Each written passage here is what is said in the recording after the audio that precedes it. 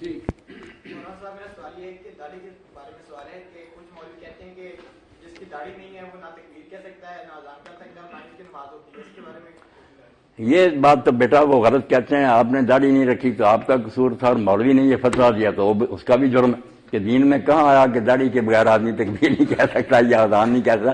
یہ اس نے جھوٹ بولا، شریعت میں کوئی نہیں. اگر ایک آدمی وقت کو پہچانتا ہے، اس کی آواز درست ہے، وہ اذان کہتا ہے بسم اللہ.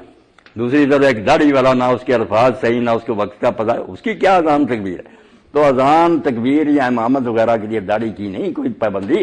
البتہ یہ الگ بات ہے کہ داڑھی بھی اسلام میں بہت چھوٹی کی چیز ہے. جیسی بے قدری ہوگی نا، کیونکہ وہ عام ہو جائے تو احساس نہیں نہ رہتا.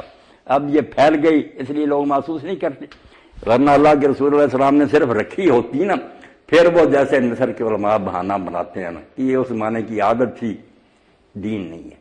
اس زمانے میں عام رواج تھا.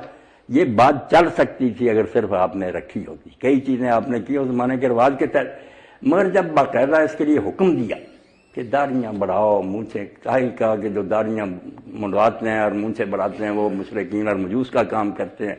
کہاں کسی جگہ کہا یہ دین فطرت میں 10 چیزیں داخل ہیں، کہیں کہا کہ انبیاء کی سنتوں میں داخل ہے. اس لیے اس کے لیے باقاعدہ اقوال ہیں، فرمان ہے حضور کے. اتنی معمولی شاہ نہیں. امت کے سارے فقہاء علماء شیعہ سنی متفق ہیں کہ حلق جو ہے نا، شیو، یہ حرام ہے. چھوٹی سنت جو کہتے ہیں نا، وہ اس لیے کہ حدیث سے یہ حکم ثابت ہے. یہ نہیں کہ ہلکا ہے، ہلکا کوئی نہیں.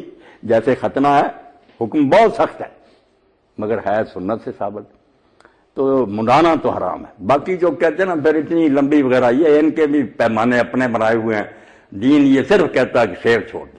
اگر تم نے منڈانی چھوڑ دی تو کہہ دیں گے کہ اس نے داڑھی بڑھا لی. اس لیے چھوٹی ہو یا بڑی ہو کوئی بات نہیں. یہ ہمارے اہل حدیث حضرات ضد کرتے ہیں کہ وہاں آیا چھوڑ دو. وہ اگر چھوڑ دو کا مطلب تھا کہ چھوڑے رکھو جہاں جاتی جائے. تو جنہوں نے یہ بات سنائی ہے ہمیں حضور علیہ السلام سے، عبداللہ بن عمر، ابو ہریرہ، دونوں کٹاتے تھے. وہ عربی نہیں جانتے یا نعوذ باللہ فاسق تھے کہ حضور سے سن کر خود ہی نہیں عمل کرتے، پھر ان کی حدیث کا کیا اعتبار؟